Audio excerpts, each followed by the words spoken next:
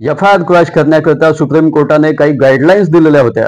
त्या कोणत्या गाईडलाईन्स आहेत, कोणत्या जजमेंट मध्ये देण्यात आलेल्या होत्या, या सर्व प्रश्नांची उत्तरे माहिती करून घेऊया आजच्या या एपिसोडमध्ये.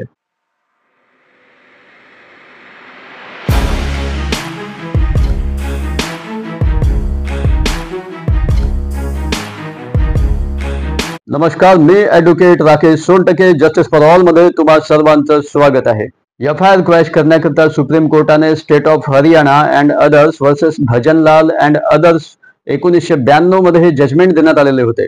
यामध्ये काही गाईडलाईन्स दिलेल्या होत्या एफ-आय-आर क्रॅश करण्याकरता, व याच गाईडलाईन्स आजही फॉलो केल्या जातात एफ-आय-आर क्रॅश करण्याकरता.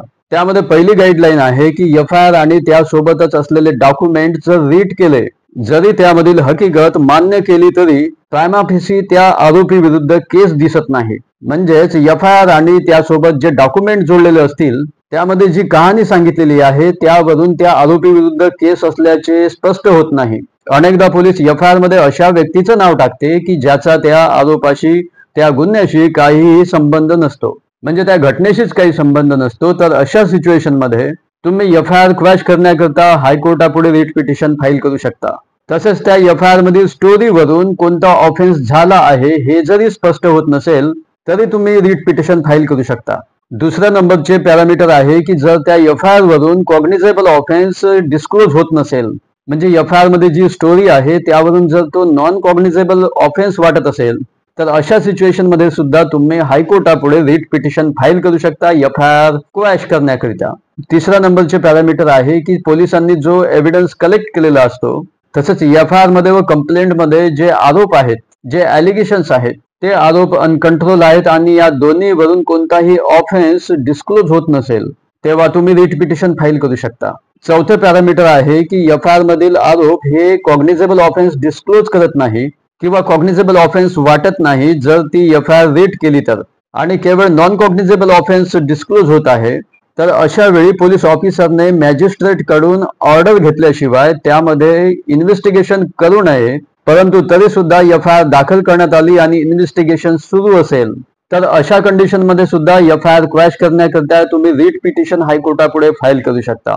पाचवे पॅरामीटर असे आहे की एफ-आय-आर मध्ये किंवा कंप्लेंट मध्ये जे ॲलिगेशन्स आहेत त्यावरून ते आरोप अयोग्य व अशक्य वाटतात, म्हणजे इम्पॉसिबल आहेत, अशी घटना घडणे शक्यच नसेल, म्हणजे याच्या आधारावर कोणताही विवेकी व्यक्ती त्या कन्क्लुजन वरती पोहोचू शकत नाही की अशी घटना घडलेली असेल जेणेकरून आरोपी विरुद्ध सफिशियंट ग्राउंड्स आहेत. म्हणजे एफ-आय-आर मध्ये जी स्टोरी आहे ती इम्पॉसिबल वाटते. याकरिता उदाहरण द्यायचे झाल्यास, एखाद्या घरी मुलगी बघण्याकरता जेव्हा पाहुणे येत असतात आणि ते पाहुणे जर अनोळखी असतील परंतु मुलीच्या घरच्यांनी आरोप लावलेला असेल की त्यामधील एक व्यक्ती सरळ किचन मध्ये पाणी पिण्याकरिता गेला, तर ही स्टोरी अनबिलिव्हेबल आहे. कारण कोणत्याही घरी मुलीला पाहुणे पाहण्याकरिता गेल्यानंतर पहिले पाणी दिले जाते किंवा आपण कोणाच्याही घरी जरी गेलो तरी आपल्याला पाणी विचारले जाते. तेव्हा अशा प्रकारची जर स्टोरी असेल तर ती अनबिलिव्हेबल आहे, इम्पॉसिबल आहे, तशी घटना घडणे शक्यच नाही.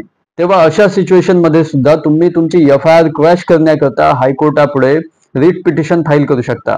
नेक्स्ट पॅरामीटर आहे की ज्या ऍक्ट अंतर्गत ॲलिगेशन्स लावले गेलेले आहेत त्यामध्ये कारवाई करण्याकरिता लीगल बार जर असेल, म्हणजे त्या ऍक्ट मध्ये अशा प्रकारची ऍक्शन घेणेच इल्लीगल होत असेल तर अशा सिच्युएशन मध्ये सुद्धा तुम्ही रिट पिटिशन फाईल करू शकता एफ-आय-आर क्रॅश करण्याकरता. आणि सातवे पॅरामीटर आहे की एफ-आय-आर ही द्वेषबुद्धीने सूड घेण्याच्या उद्देशाने, बदला घेण्याच्या विचाराने जर दाखल करण्यात आलेली असेल, वैयक्तिक वैराच्या भावनेने जर कंप्लेंट दाखल करण्यात आलेली असेल तेव्हा सुद्धा तुम्ही एफ-आय-आर क्रॅश करण्याकरता रिट पिटिशन फाईल करू शकता. जितके ग्राउंड्स दिलेले आहेत, जितके पॅरामीटर्स दिलेले आहेत या केसमध्ये, या भजनलालच्या जजमेंटमध्ये जे पॅरामीटर्स 7 पॅरामीटर्स दिलेले आहेत त्यापैकी 1 किंवा 2 पॅरामीटर्स जरी तुमच्या केसशी मिळते जुळते ठरले तरी सुद्धा तुम्ही रिट पिटिशन हायकोर्टापुढे एफ-आय-आर क्रॅश करण्याकरता दाखल करू शकता. आणि एफ-आय-आर दाखल झाल्याबरोबर तुम्ही हायकोर्टामध्ये रिट पिटिशन फाईल करू शकता एफ-आय-आर क्रॅश करण्याकरता. तुम्हाला या इन्फॉर्मेशनचा उपयोग नक्की होईल. Thank you so much. Take care of yourself.